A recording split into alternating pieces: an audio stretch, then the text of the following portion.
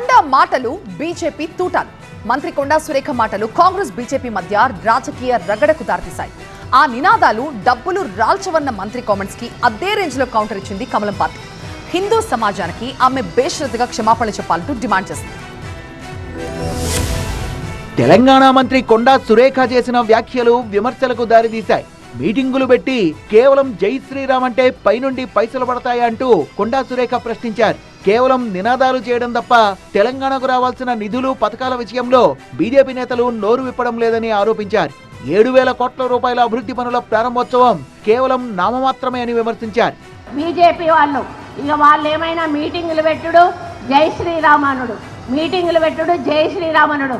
మరి జై శ్రీరామ్ అంటే పైనుంచి ఏమన్నా పైసలు పడతానయా, లేకపోతే ఏమన్నా మనకు పథకాలు వస్తానయా, ఇంకేమన్నా వస్తానయా అంటే ఏమీ లేదు. తీసుకొస్తారు, మోడీతోటో మీటింగ్ పెట్టిస్తారు, 4 హిందీలో మాటలు మాట్లాడిస్తారు, ఎల్లగొడతారు. ఇక్కడ ఉన్నటువంటి 2 మంత్రులు సపోర్ట్ చేయరు, ఇక్కడ ఉన్నటువంటి జిల్లా అధ్యక్షుడు సపోర్ట్ చేయడు. మరి కేంద్రం నుంచి రావాల్సిన మనకు ఏవైతే ఉన్నాయో వాటి నిధులను రప్పించే ప్రయత్నం చేయరు. కొండా సురేఖ కామెంట్స్ పై బీజేపీ పైరైంది. కొండా సురేఖ వ్యాఖ్యలను పలు రాష్ట్రాల ఎన్నికల ఫలితాలతో లింకు పెట్టారు కేంద్ర మంత్రి బండి సంజయ్.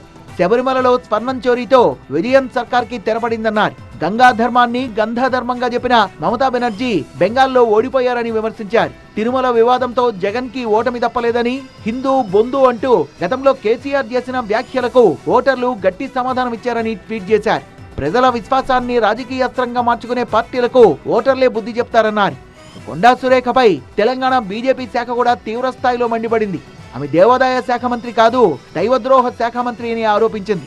ఓటు బ్యాంకు రాజకీయాల కోసం కాంగ్రెస్ నాయకులు హిందువుల మనోభావాలపై విషం చిమ్ముతున్నారని విమర్శించింది. దేవుళ్లను కించపరిచేలా మాట్లాడిన సురేఖకు దేవాదాయ శాఖ మంత్రిగా కొనసాగే నైతిక అర్హత లేదని, హిందూ సమాజానికి ఆమె బేషరతుగా క్షమాపణలు చెప్పాలని టీబీజేపీ డిమాండ్ చేసింది. ప్రధాని మోదీ తెలంగాణ పర్యటనకు ముందు కాంగ్రెస్ బీజేపీ మధ్య మాటల యుద్ధం జోరందుకుంటోంది. ఇందుకు మంత్రి కొండా సురేఖ వ్యాఖ్యలు మరింత ఊతమిచ్చాయనే చర్చ మొదలైంది.